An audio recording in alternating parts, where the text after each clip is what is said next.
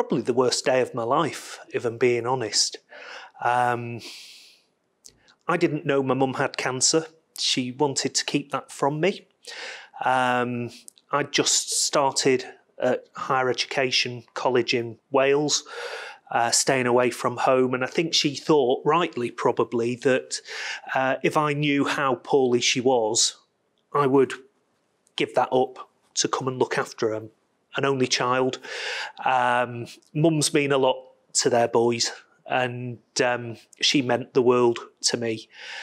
And so I just knew she'd been poorly. She'd gone in to have a colostomy bag fitted. When they cut her open, her ovarian cancer had spread. She was riddled with it, so they just sewed her back up. We got an early morning call. My dad told me to get dressed, got out of bed. There's only one reason why you get a phone call at 6 o'clock in the morning when somebody's in hospital. And I've never seen anybody in as much pain as my mum was in. She was in absolute pain. Her eyes were rolling back. She was just in an end bed in an old Victorian ward with a curtain wrapped around her. And we sat with her. And that's when my dad told me that she had cancer. I don't think my mum was best pleased, actually, because although she couldn't really speak, she could communicate with her eyes. And I think even at that late stage, she was like, I don't want him to know. And then we were given a really tough decision by the nurses. They said, look, your mum, your wife has got an hour or so left to live and it will be in pain. Or we can give another injection of morphine, which is what we decided to do out of kindness and compassion. But it's not ever a decision you want a 19-year-old to be there having to take. So that day will probably haunt me for the rest of my life. What are the psychological effects of going through something like that and witnessing something like that at the age of 19? Oh, it's affected most of my adult life. I mean, even just small things like your graduation, your mum's not there. Bringing your girlfriend home, your mum's not there. Probably a good thing, because the standards would have been set probably much higher than my dad set them. Although I think Alison would have passed. I'm certain she would. That's your wife. Yeah. The birth of your children. And then them growing up and all the stages, because I had brilliant grandparents, absolutely the best grandparents you could ask for. They missed out on having a gran or a nana like I had. So it's just little things like that as well. And that never goes away. It doesn't get any easier. I'm 47 now and I still miss my mum. I know you're now on, or I think you're now on antidepressants. I know you have been on antidepressants. You are still, and we'll explore that in a bit more detail later. Did you go into depression soon after you lost your mum? Pretty much, yeah. I didn't recognise it as depression. It was just grieving. But the kind of the Churchill always talked about the black dog, and there is such a thing. Right. And the black dog never left.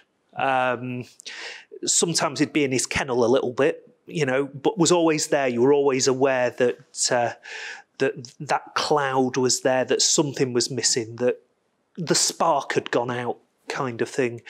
And it was years later, Member of Parliament by this stage, and John Bercow was the Speaker. He'd invested a lot of his resources as Speaker into helping MPs and MP staff who were experiencing mental health difficulties. And so I went to speak to John. He mentioned these services that were available, went to occupational health, and it kind of flowed from there, and eventually was able to have some really good sessions where I could talk about my feelings.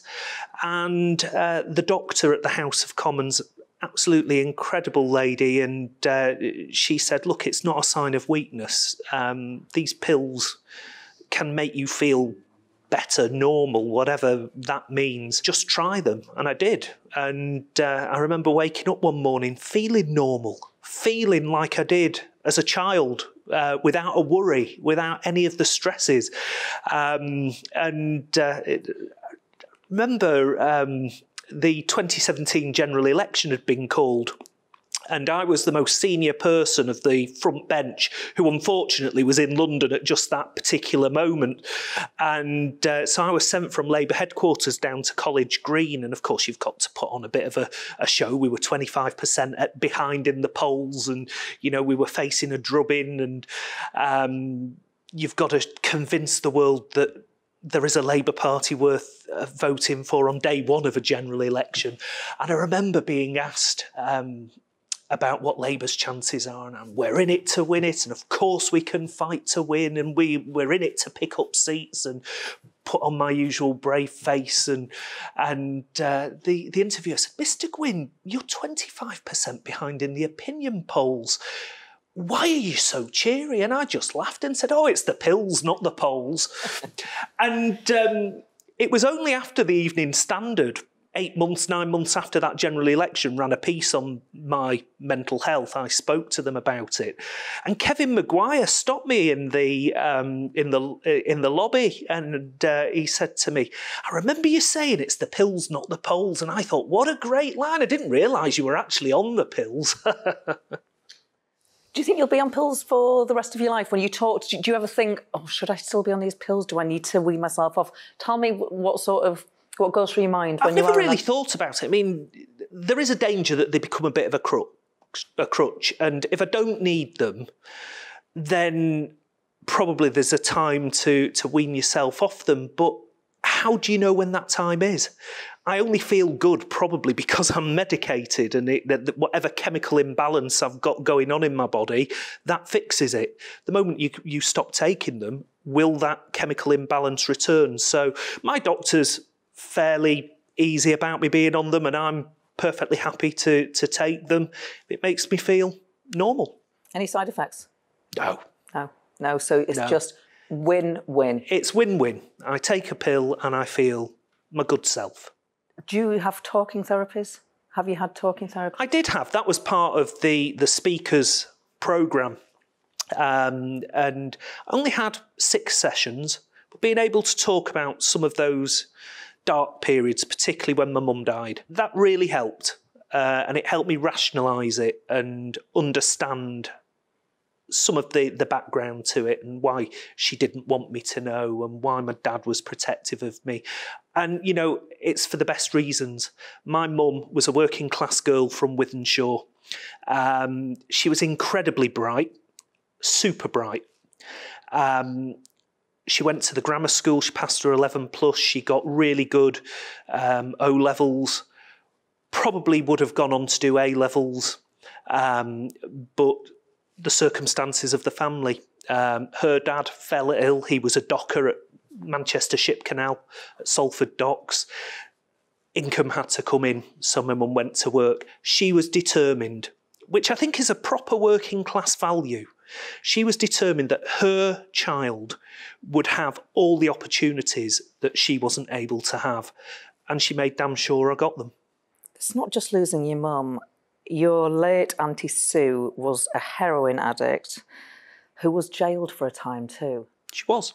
How old were you when this was happening? Oh, I was probably about 12 to 16 when that was all happening. I mean, Sue had incredible personal problems. I think there is a bit of mental ill health that runs in the family, to be fair. But Sue was such a remarkable, strong woman.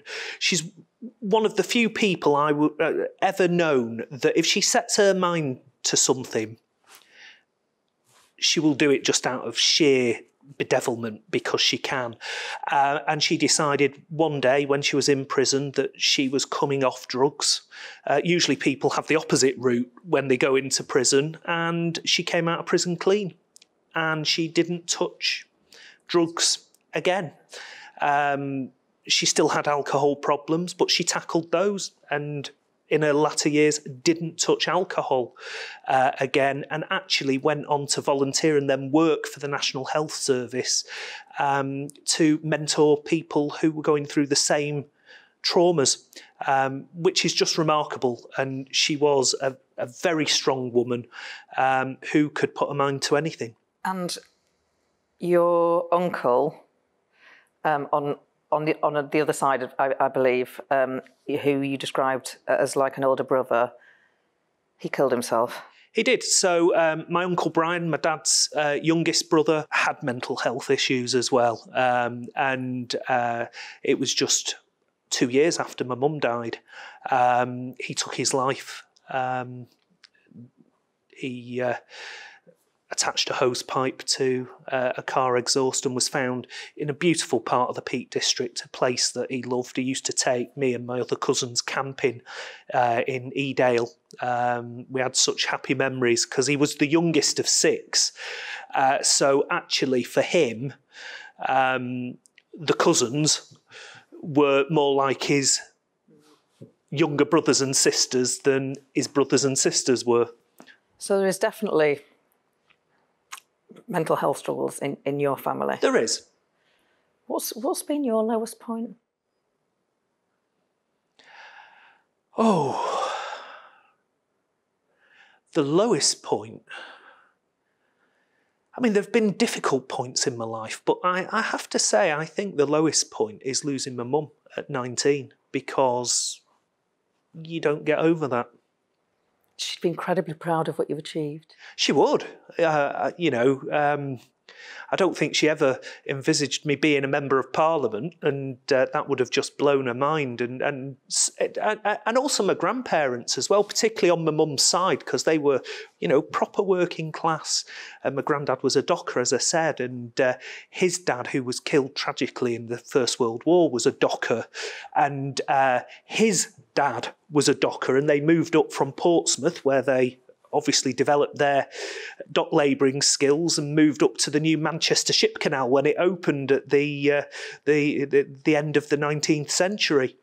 And I remember being at Westminster Abbey for the centenary of the armistice, the big service that they had with Her Majesty the Queen and senior members of government, and I was there as the Shadow Communities Secretary, and just sitting there and thinking, firstly, if my granddad could have seen me now as a Member of Parliament, but secondly, if his dad, who was killed just after the Battle of the Somme, could see his grandson, not only as a Member of Parliament, but sitting a few rows away from the Queen at the Armistice Centenary, that would just have blown his mind. Those things didn't happen to people like them or their families. You mentioned the 2017 general election. You were quite a big figure during that election. You were on the tally a lot. You were representing the party. You were in the shadow cabinet. You were coordinating the general election. Yeah, had a couple of tussles with Boris. Do you miss being right on the front line? It was difficult. And if I'm being brutally honest, they weren't happy years. I enjoyed it, though. It's the cut and thrust. We're politicians. We like that. And I felt that I could add something to 2017 that I just wasn't able to do in 2019. But they were difficult. And we lost colleagues. We lost fewer colleagues in 2017 than we did in 2019. You don't come into politics to lose. I want the Labour Party to get its thirst for power back. For the right reasons, not because we're all egotistical and we want to be sitting on the government benches and fluff ourselves up as ministers. Politics is a force for good. We're all in politics, I hope, for the right reasons, to change this country for the better, to help people to improve their lives, to leave a better world for our children and grandchildren than the one we've inherited.